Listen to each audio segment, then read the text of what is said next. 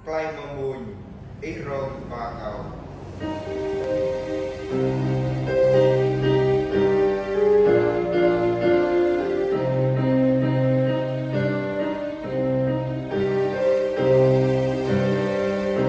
Irong bakau, itan bakau kan yang berbilang.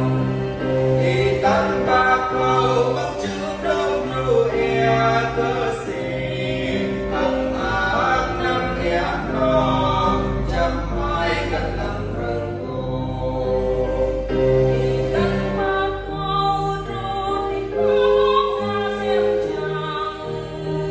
Itan kau bên sẽ xì bên phố thôn Việt Nam về.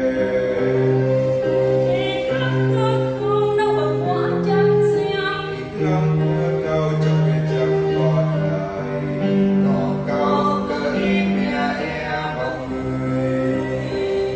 Irong bakau, itan bakau kan yang berbilang.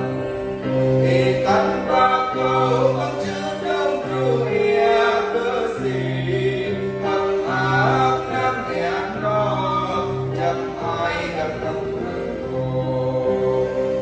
Bahir pilihan katup lumai teman. Klay tình ca màu lục klay bê lông nát nhai quy như. Tuhan quay lại lòng cơ lòng lan. Khi nghe mong kau bắt lại lòng chân nào. Klay tình kau ý thao chi quần khang. Irong bakau, itan bakau kan yang berbilang. Itan bakau